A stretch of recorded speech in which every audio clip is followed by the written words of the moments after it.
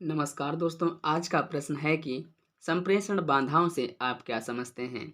प्रश्न एक बार पुनः, संप्रेषण बाधाओं से आप क्या समझते हैं, इसके उत्तर को समझाइए। तो चलिए इसके उत्तर को हम देखते हैं।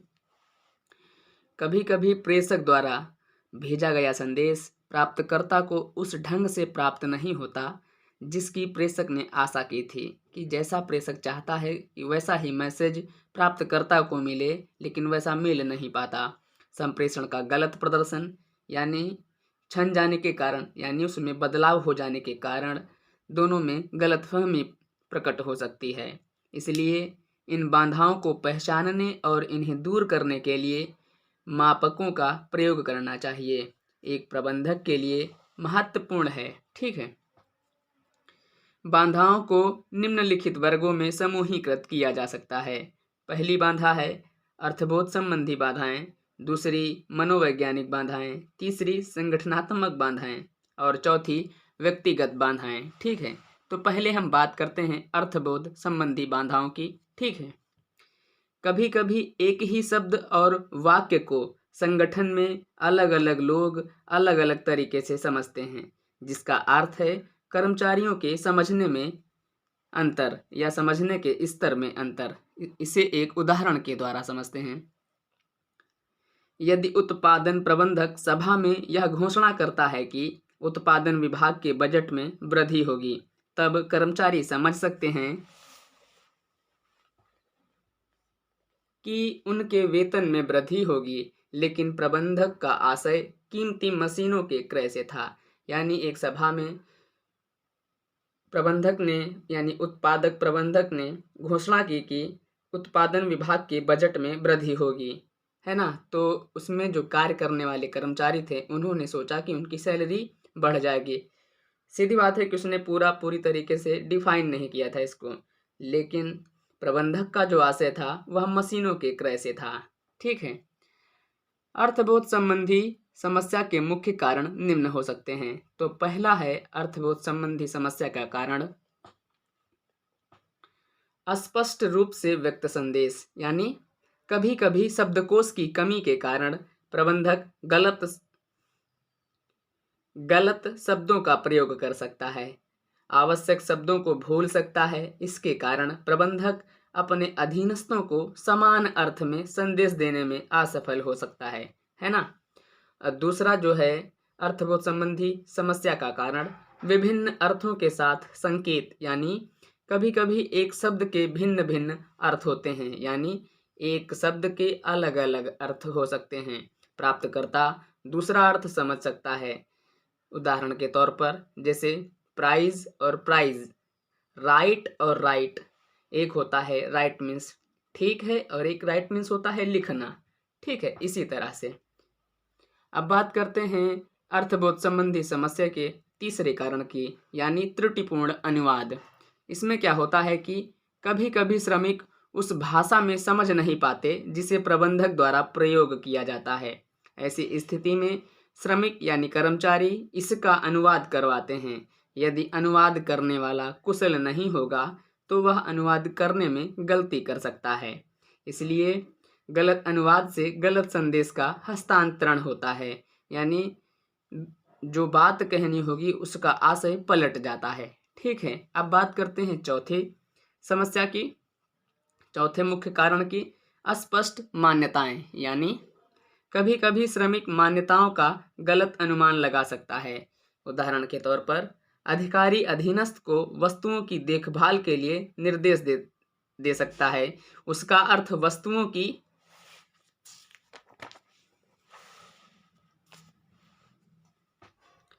गुणवत्ता को ध्यान में रखना होता है, जबकि श्रमिक यह समझ सकते हैं कि वह वस्तुओं को सुरक्षित रखने के निर्देश दे रहा है ना।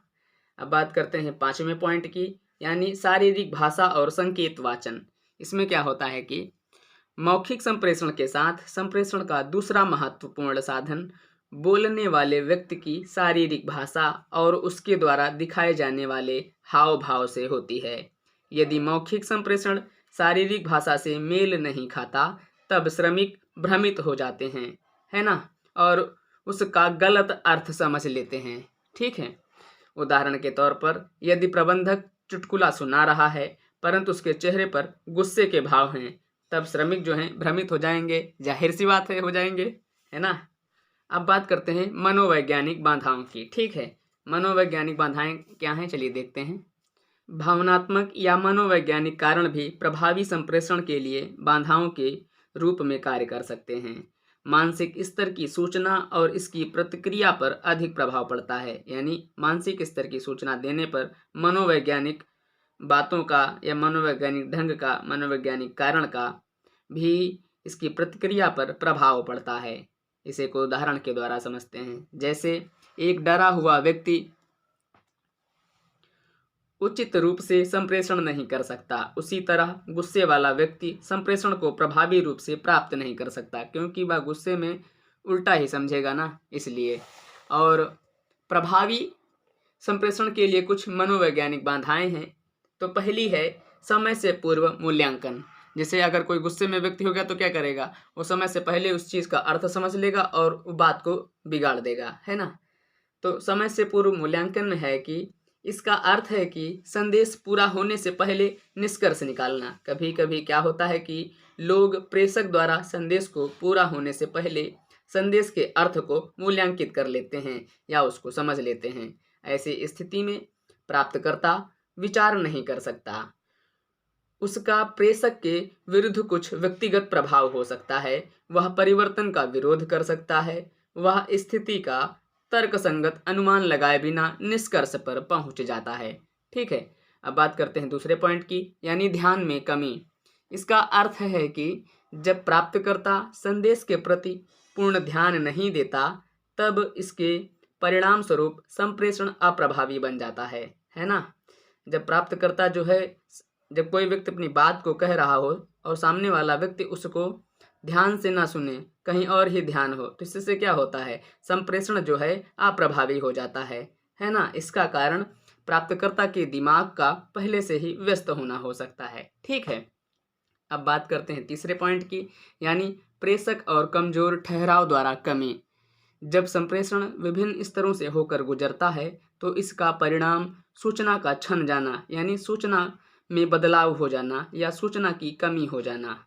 जो बात बताई जा रही हो उसमें हो सकता है कुछ बदलाव हो जाए। जब कई स्तरों से बात आएगी तो लोग बदलते को टूटते टूटते बात कम रह जाएगी, या हो सकता है बात ही बदल जाए, उसका आशय ही बदल जाए। इसलिए विशेष रूप से जब मौखिक संदेश होता है तो कभी कभी प्रबंधक एक लंबे समय के लिए सभी सूचनाओं को याद रखने के योग्य नहीं हो सकता।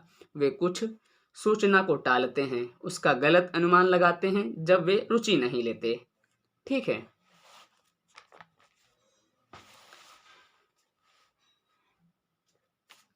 अब बात करते हैं चौथे पॉइंट की। मनोवैज्ञानिक बाधाओं में संप्रेषक और प्राप्तकर्ता के बीच अविश्वास भी प्रभावी संप्रेषक की बाधा है। ठीक है, अब बात करते हैं संप्रेषण की बाधाओं का तीसरा मुख्य कारण, संगठनात्मक बाधाएं। इसमें क्या है, चलिए देखते हैं। संगठनात्मक ढांचों से संबंधित कारक, प्राधिकार, अधिकार संबंध, नियम, अधिनियम प्रभावी संप्रेषण के लिए बाधा हो सकते हैं। पहला, नियम और अधिनियम। नियम और अधिनियम में क्या है कि सख्त नियम, अधिनियम भी बाधाएं उत्पन्न कर सकते हैं, क्योंकि नियमों के पालन से लाल फीताशाही, यानी उसमें जो है घूसखोरी, कालाबाजारी, कार्य में देरी और सूचना के प्रवाह में देरी हो सकती है। ठीक है, अब बात करते हैं दूसरे पॉइंट की, यानी स्तरीय अंतर। कभी कभी उच्च स्तर पर काम करने वाले लोग निम्न स्तर के कर्मचारियों द्वारा प्रदान की गई सूचना पर विश्वास नहीं करते हैं, क्योंकि वे मानते हैं कि वह मेरे बारे में क्या जानता है और वह सुझाव देने वाला कौन होता है ना। जब कोई आपसे बड़ा आपको कुछ समझा रहा हो और आपको कुछ बात नहीं अच्छी लग रही तो आप ऐसे ही कहोगे कि वह मेरे बारे में क्या जानता है और वह मुझे सुझाव देने वाला होता कौन है ना। बात करते हैं चौथे पॉइंट की, यानी जटिल संगठन।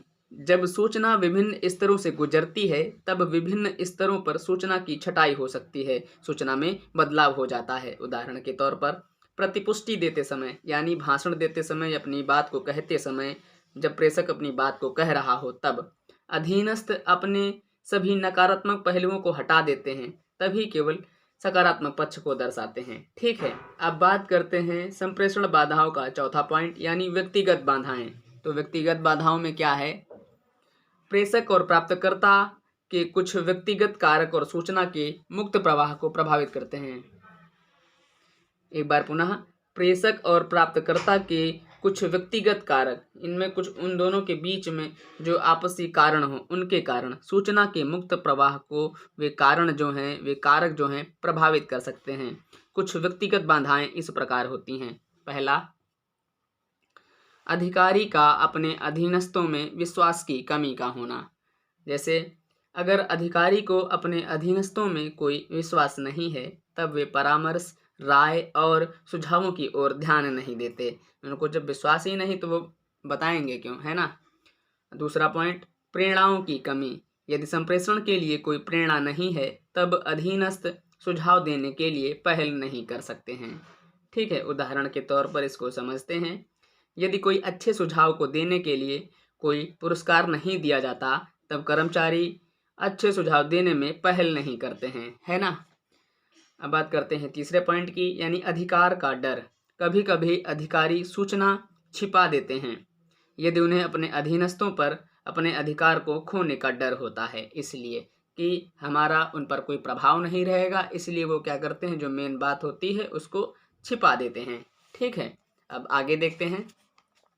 यह प्रभावी संप्रेषण की बाधाओं का पूरा खाका है। ठीक है, इसमें पहला था अर्थबोध संबंधी बाधाएं, हमने इसमें इन 5 पहलुओं को पढ़ा। दूसरा था मनोवैज्ञानिक बाधाएं, इसमें भी हमने इसके 5 पहलुओं को पढ़ा। इस प्रकार इन दोनों यानी संगठनात्मक बाधाओं और व्यक्तिगत बाधाओं के पहलुओं के बारे में भी पढ़ा। आज के लिए इतना ही, धन्यवाद।